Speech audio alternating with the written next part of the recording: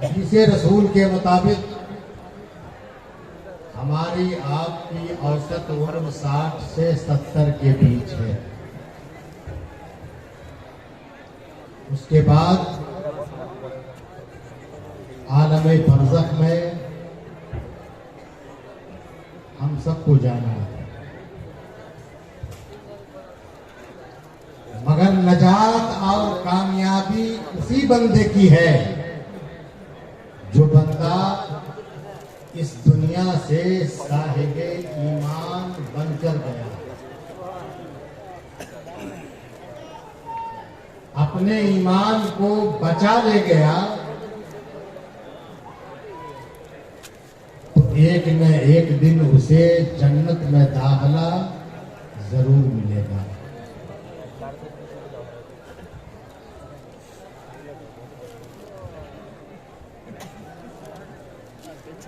मैं अपनी गुफ्तगू को तूल न देके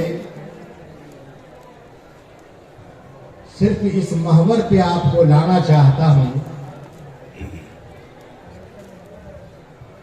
कि थोड़ी देर के लिए आप समझने की कोशिश करो कि हम अपने ईमान को बचाएं तो कैसे बचाएं। याद रखो, एक ईमान है और एक अमल है। ईमान के बगैर अमल की कोई हैसियत नहीं। ईमान है तब अमल की हैसियत है, तब ज़कात की हैसियत है, तब नमाज की हैसियत है, तब रोजे की हैसियत है। और अगर ईमान को गंवा दिया, ईमान को खो दिया, तो न नमाज काम आएगी, न ज़कात काम आएगी, न रोजा काम आएगा, न कोई नेकी काम आएगी। ये नमाज और आपकी ये ज़कात, आपका रोजा और आपका हज, ये आपके इख्तियार की इबादतें हैं। मगर ईमान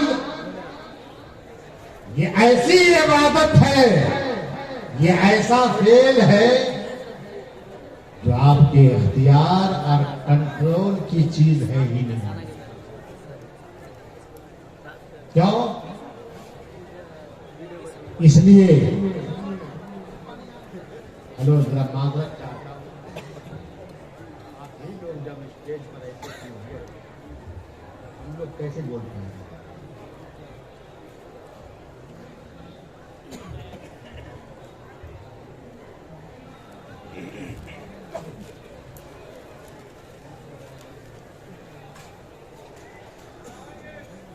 तो आमाल हम करते हैं, कभी पेशानी झुका करके, कभी हाथों को उठा करके, कभी पांव को नसब करके, कभी अपनी जुबान से कुछ कह करके। ये हमारे इख्तियार की इबादत है। जब चाहे हम करें, जब चाहे हम न करें। ये हमारे कंट्रोल वाला अमल है। मगर ईमान ऐसा फेल है कि वो हमारे इख्तियार और कंट्रोल में रहने वाला है ही नहीं। क्यों? इसलिए कि ईमान की जगह है हमारा आपका दिल। और दिल के बारे में हदीसे रसूल में आता है कि मामिन कल्बिन इल्ला बैना इस्बाइन मिन असाबिर रहमान युकल्लिबुहा कैफा यशा। हमारा आपका दिल ये अल्लाह के कब्ज़े कुदरत में है। वो जब चाहता है, जैसे चाहता है, हमारे आपके दिलों को उलटफेर करता है।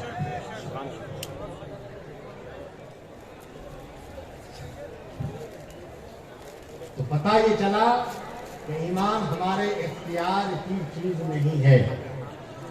पता नहीं हम अपने ईमान को बचा पाते हैं या नहीं बचा पाते हैं। कामयाबी उसी बंदे के लिए है जो मौत के वक्त में अपने ईमान को बचा के कब्र की मंजिल में ले गया हो। और मैं हल्की सी रोशनी डालना चाहता हूं कि आप लोग अपने ईमान को कहां कहां खोने की कोशिश करते हो। पहली मंजिल हजरत सैयदना अबू बकर रज़ियल्लाहु ताला अन्हु फरमाते हैं कि अक्सर मा युज़उल ईमान इंदल मौत लिअजलिज़ ज़ुनूब मिनल अब्द। बारहा ऐसा होता है कि बंदे का ईमान मौत के वक्त में सल्ब कर लिया जाता है, छीन लिया जाता है, खत्म कर दिया जाता है। क्यों?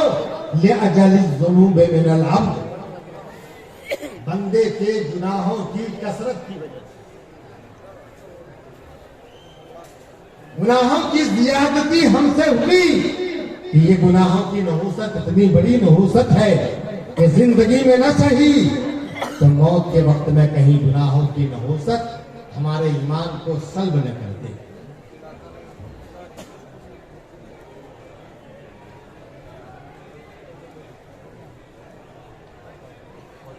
तो कसरते गुनाह से बचो, गुनाह करने से बचो, ताकि आपका ईमान सही सलामत रहे।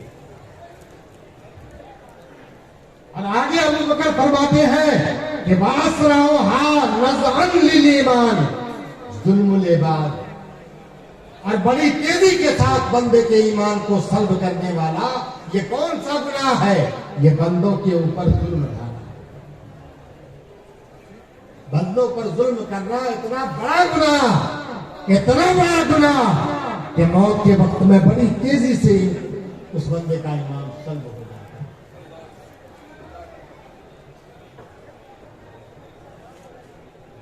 तो एक इशारा आपको मिला कि गुनाहों की कसरत की वजह से बंदे का ईमान सल्ब हो सकता है, खत्म हो सकता है। दूसरा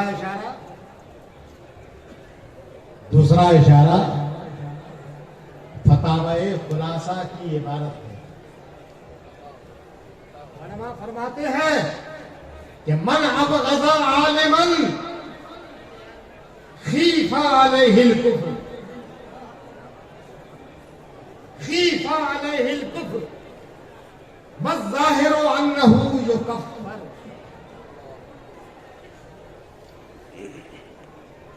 एक बात आप नोट कर लीजिएगा ध्यान में कि कोई भी अल्लाह का वली उसी वक्त वली होता है जब वो इल्मे शरीयत का जामे हो जाता है। बगैर इल्मे शरीयत के हाशा वकल्ला किसी को अल्लाह तबारक व तआला विलायत से सरफराज नहीं फरमाता। तो हम जिसे अशरफुल औलिया कहते हैं, हम जिन्हें ताजुल औलिया कहते हैं, हम जिन्हें ताजुल अस्फिया कहते हैं, हम जिन्हें मखदूम सिबना कहते हैं, यकीनी तौर पर ये विलायत के शहंशाह, ये इल्म के अमल के भी पैकर हैं। सुभान अल्लाह, सुभान अल्लाह। ये बात मैंने आपके ध्यान में डाल दिया है। अब फतावाए खुलासा की इबारत मुलाहजा कीजिए। मन अबग़ज़ा आलिमन, इल्म पहला जीना है, विलायत उसके बाद का जीना है। पहले इल्म मिलता है, उसके बाद विलायत। बेशक, सुभान अल्लाह, सुभान अल्लाह। फरमाते हैं मन अबग़ज़ा आलिमन, जो किसी आलिम से बुग़्ज़ो इनाद रखे, किसी आलिम से बुग़्ज़ो इनाद रखे, अशरफुल औलिया से बुग़्ज़ो इनाद रखे, ताजुल औलिया से बुग़्ज़ो इनाद रखे, दादा पीर से बुग़्ज़ो इनाद रखे, मखदूम सिमना से बुग़्ज़ो इनाद रखे। फरमाते हैं कि खीफा अलैहिल कुफ्र, उसके ऊपर कुफ्र का अंदेशा है, कुफ्र का अंदेशा है। और आगे की इबारत है वज़्ज़ाहिरु अन्नहु युकफ़्फ़र, और जाहिर यह है कि ऐसे बुग़्ज़ो इनाद रखने वाले आदमी की तकफीर की जाएगी। उसे काफिर करार दिया जाएगा। है ना? दूसरा इशारा क्या मिला? उलमा के बुग़्ज़ो इनाद से बचो, उलमा के हसद से बचो, उलमा से जलने से बचो। क्यों? ताकि तुम्हारा ईमान सलामत रहे। इनका तो कुछ नहीं बिगड़ेगा, बिगड़ेगा तुम्हारा, और ऐसा बिगड़ेगा कि आखिरत भी तुम्हारी बिगड़ जाए।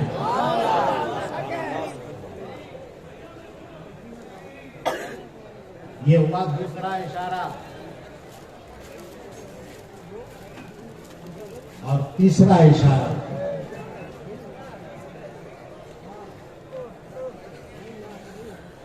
सरकार दो आलम सल्लल्लाहु ताला अलैहि वसल्लम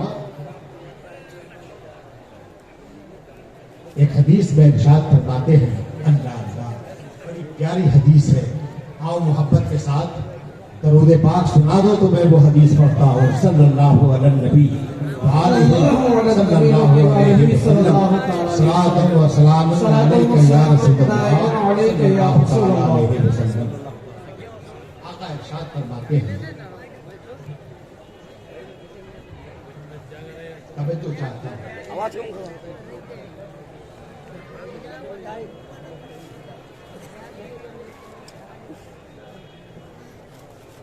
असर का वक्त है।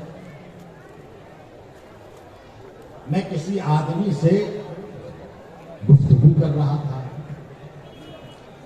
तफसीर कबीर जिल्द नंबर 1 सफा नंबर 104।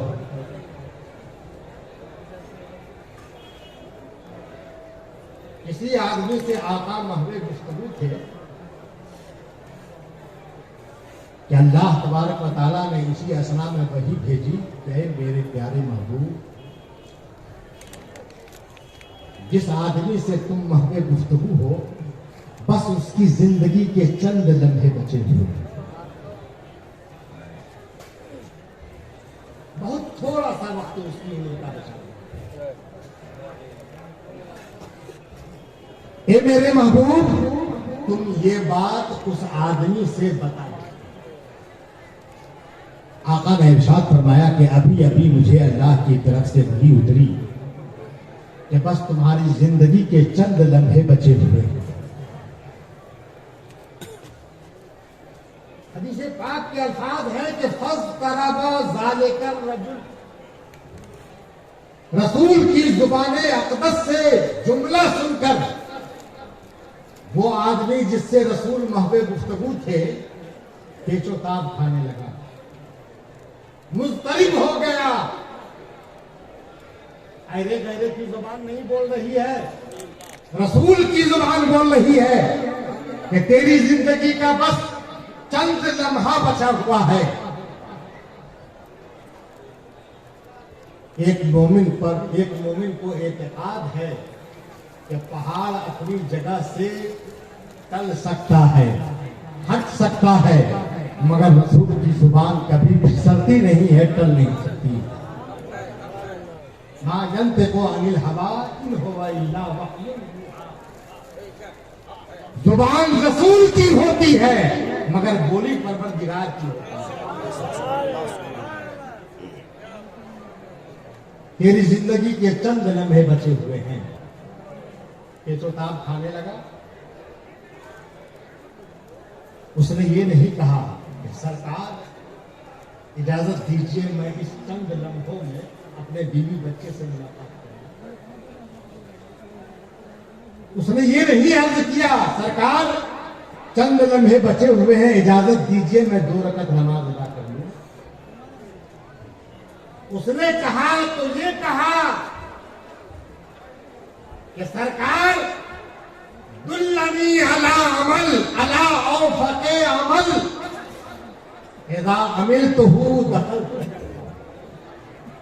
सरकार इस थोड़े से वक्त में, इस चंद लम्हों में आप मुझे ऐसे अमल की तालीम फरमाइए कि जब मैं वो अमल करूं तो सीधे जन्नत में चला जाऊं। ऐसा अमल बताइए जब वो मैं अमल कर लूं तो सीधे जन्नत की राह पकड़ लूं।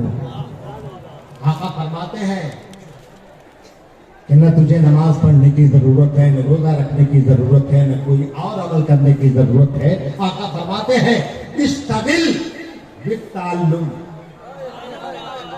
इस्तगिल बित्ताल्लुम, इस चंद लम्हों में तुम इल्म सीखने में लग जाओ।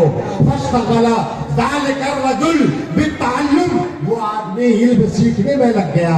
मगरिब का वक्त आगे से पहले पहले उसकी मौत। सुभान अल्लाह, सुभान अल्लाह। अब सुनिए, हमारी तफसीर नहीं, हमारी तशरीह नहीं, रावी की तशरीह, रावी हदीस की तशरीह। रावी हदीस कहते हैं काला रावी लौ कान शैउन अफज़ला मिनल इल्म लअमरहु नबी अलैहि सलाम। अगर इल्म से बेहतर कोई इबादत होती, अगर इल्म से बेहतर कोई अमल होता तो उस अमल का तस्करा रसूल जरूर फरमाते, उस अमल का हुक्म रसूल जरूर देते। पता चला सबसे बेहतर अमल ईमान के बाद अगर कोई है तो वो नारे तकबीर, नारे रिसालत, फैज़ाने हुजूर अशरफुल औलिया, नारे तकबीर। इसीलिए मैं कहता हूं कि इल्म हासिल करना हो तो मखदूम अशरफ मिशन के बाब को चूमो, बाबे मखदूम अशरफ को, मखदूम अशरफ मिशन को चूमो। और अगर अपने ईमान की हिफाजत करानी हो तो अशरफुल औलिया के आस्थाने को बोसा दो, ताजुल औलिया के कदमों से चिपट जाओ, तुम्हारे ईमान की हिफाजत होगी। और इल्म हासिल करना चाहते हो तो मखदूम अशरफ मिशन के इस जहान और ग्राउंड में आ जाओ, तुम्हें इल्म की दौलत अता कर दी जाएगी। नारे तकबीर, नारे रिसालत, फैज़ाने हुजूर अशरफुल औलिया, सैयदी सरकार हुजूर ताजुल औलिया। सुभान अल्लाह, सुभान अल्लाह। हदीस पाक के अंदर आता है, सरकार दो आलम सल्लल्लाहु ताला अलैहि वसल्लम एक हदीस में इरशाद फरमाते हैं कि शैतान ने रब से कहा था, इब्लीस ने रब से कहा था बइज्जते का, बइज्जते का, रब्बे बइज्जते का, ए मेरे रब तेरी इज्जत की कसम, ला अबरहो उगवी इबादका मा दामत अरवाहुम फी अजसादिहिम, जब तक तेरे बंदों की रूहें जिस्म के अंदर रहेंगी तब तक मैं तेरे बंदे को हमेशा गुमराह करता रहूंगा, हमेशा फिसलाता रहूंगा कि इन्नर रजुल लयखरुजु मिन मंजिलिही व अलैहि मिनज जुनूबि मिस्लु जबले तिहामा। आदमी अपने घर से निकलता है और आदमी के ऊपर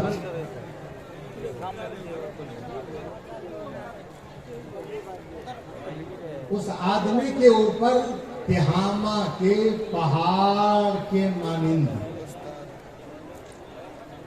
गुनाह होते हैं। जितना बड़ा तिहामा पहाड़ है, तिहामा पहाड़ के बराबर उस आदमी के ऊपर गुनाहों का बोझ होता है।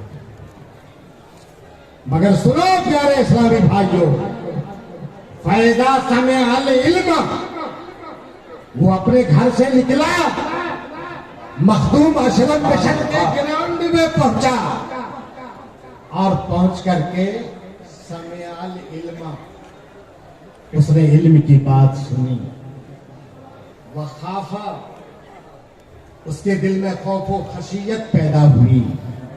वस्तरजा मिन जुनूबिही, और वो अपने गुनाहों से ताइब हुआ।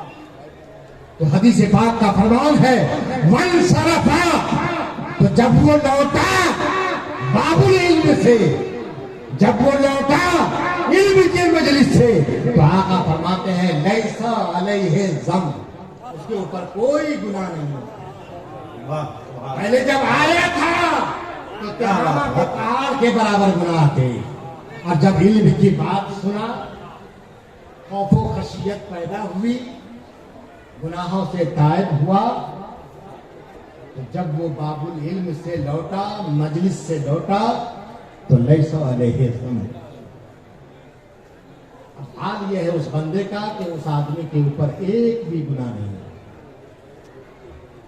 हदीस पाक में आका फरमाते हैं कि फला तो फारिकुल मजालिसल उलमा, हे मेरे उम्मतियों, तुम उलमा की मजलिसों से जुदा मत होना, जुदा मत होना। क्यों?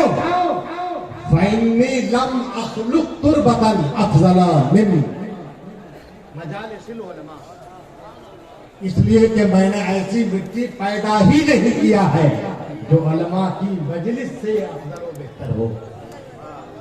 ऐसी मिट्टी मैंने पैदा ही नहीं की।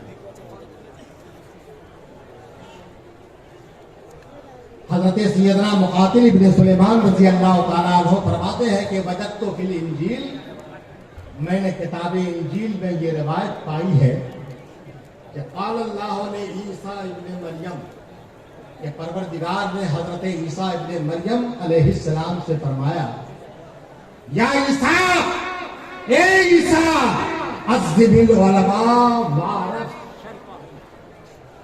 वारफ फज़लहुम। ईसा अलैहिस्सलाम अल्लाह के नबी हैं, पैगंबर हैं, बहुत ऊंची शान रखते हैं।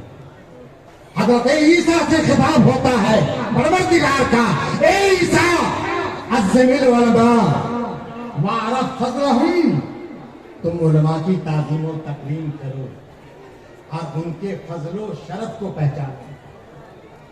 अंदाजा लगाओ कि अल्लाह के नबी को जब अल्लाह का खिताब और हुक्म ऐसा हो सकता है, कैसा? उलमा की ताज़ीम करना, उलमा की तकरीम करना, उलमा के फजलो शरफ को पहचानना, अशरफुल औलिया की कदर करना, ताजुल औलिया की कदर करना, उनके फजलो शराफत को पहचानना। जब अल्लाह का हुक्म हजरत ईसा से हो सकता है, हम गुनाहगारों के लिए कितनी बड़ी ताकीद होगी, कितना बड़ा हुक्म होगा। ए ईसा, अज़्ज़िबिल उलमा, उलमा की ताज़ीम और तकरीम करो, वारफ फज़लहुम, और उनके फजल को पहचानो। क्यों? लिअन्नी फद्दलतुहुम अलल आलमीन अला जमीए खल्की इल्ला नबिय्यीन वल मुरसलीन, इसलिए कि उलमा की जमात ये वो जमात है जिसको मैंने अपने तमाम मखलूक के ऊपर फजीलत बख्शी है, नबियों और रसूलों के सिवा तमाम लोगों पर फजीलत बख्शी है। और कैसी फजीलत, कैसा फजल शरफ? फजल शम्से अलल कवाकिब,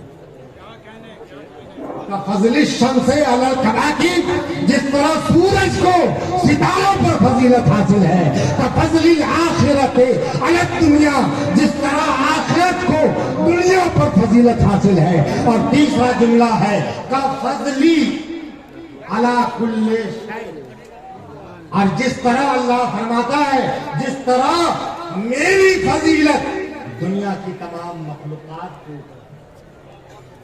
ऐसी फजीलत मैंने अपने उलमा को बख्शी है, अपने उलमा को अता की है।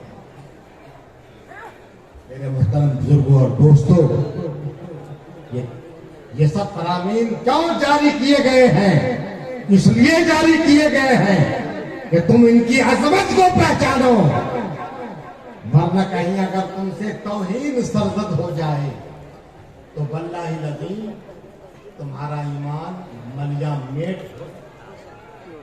बर्बाद हो सकता है। आओ हदीस का एक टुकड़ा अर्ज करके रुखसत होता हूं।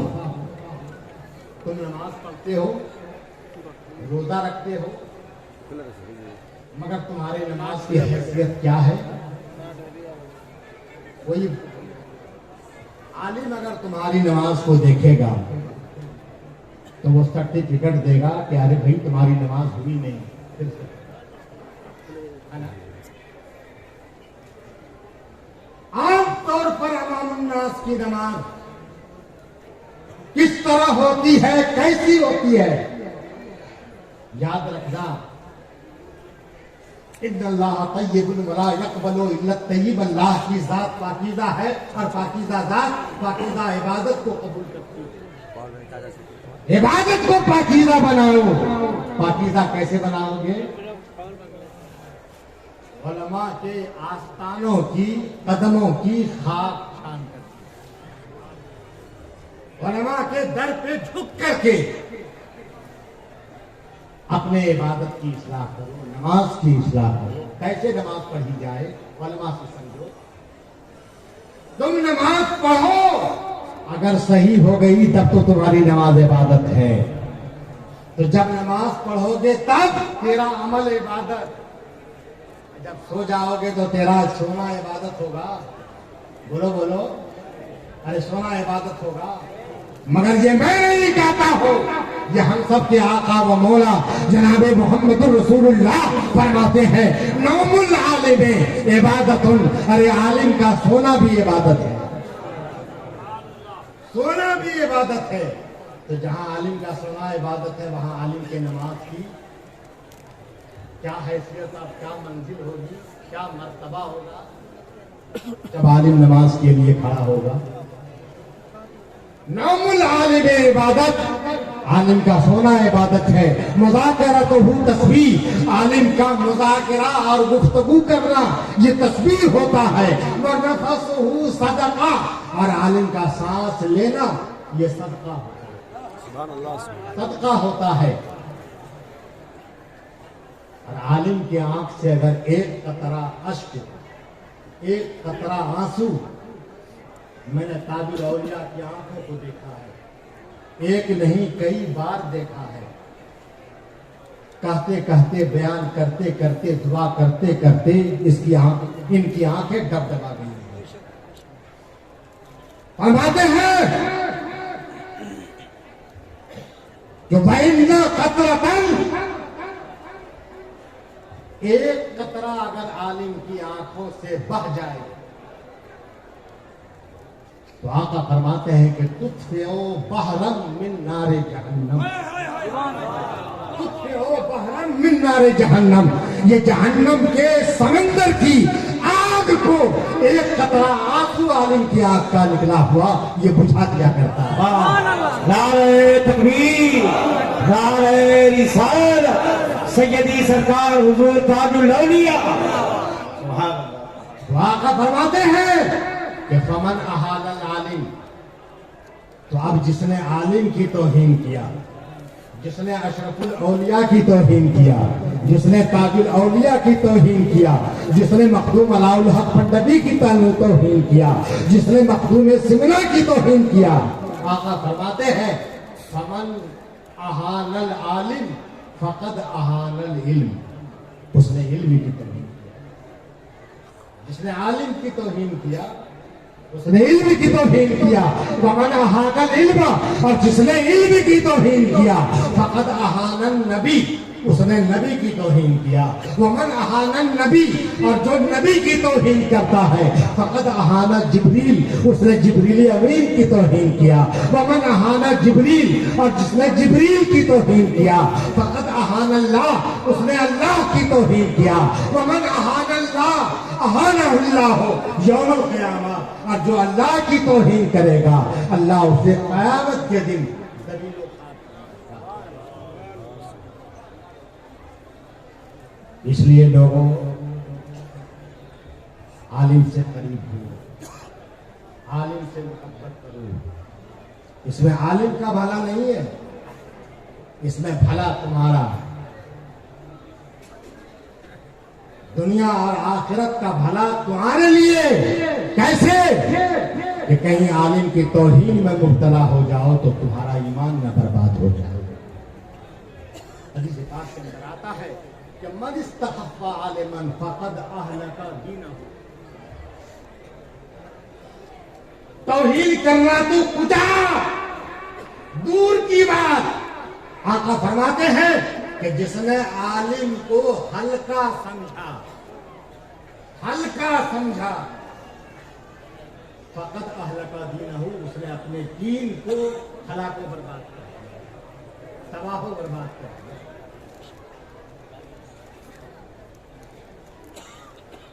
इसलिए प्यारे भाइयों, मेरी निगाहों से रवायत गुजरी है हजरत यहिया बरमक्की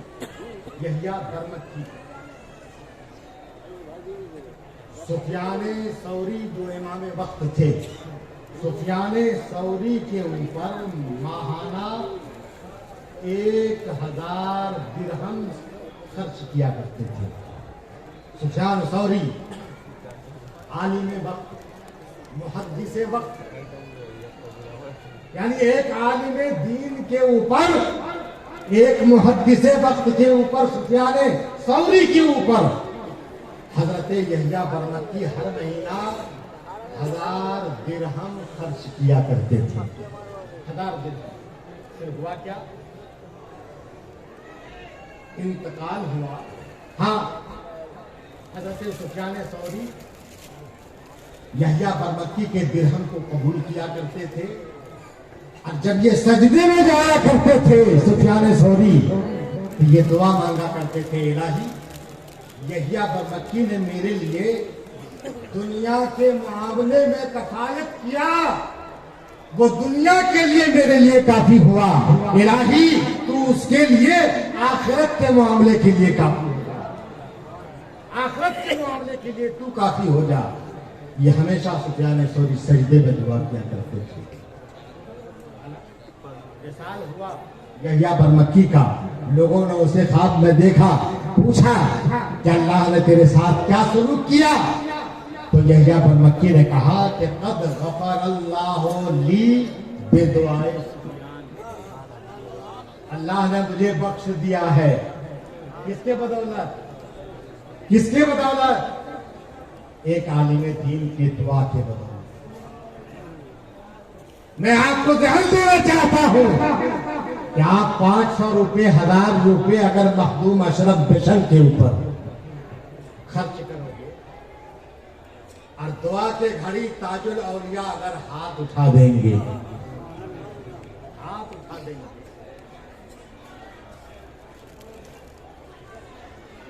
तो बहुत मुमकिन है, बहुत मुमकिन है, बहुत मुमकिन है, ये शहजादा रसूल है, ये खानवादा रसूल से ताल्लुक रखते हैं। रसूल पाक इनकी न सुनेंगे तो किनकी सुनेंगे? दुआ के लिए जब हाथ उठाएंगे तो जिस तरह यहिया बरमक्की की शफाअत और मग़फ़िरत हजरत सुफियान सौरी की दुआ के बदौलत हो गई, कहीं आप लोगों की मग़फ़िरत भी ताजुल औलिया की दुआ की बदौलत है। इसलिए मैं कहता हूं, अब चलो थोड़ी देर के लिए मान लो कि ताजुल औलिया तुम्हारे लिए दुआ न भी करें, न भी करें, अजरो सवाब देने वाला तो देख रहा है, परवरदिगार आलम तो देख रहा है, वो तो समीओ बसीर है ना। तुम अपनी कमाई कहाँ ला रहे हो? मखदूम अशरफ मिशन में ला रहे हो, उलमा के कदमों में ला रहे हो, ताजुल औलिया के कदमों में ला रहे हो। अल्लाह तबारक व तआला तुम्हारे इस अमल को इंशाअल्लाहुर रहमान अशरफुल औलिया के कहल में ताजे कबूलियत से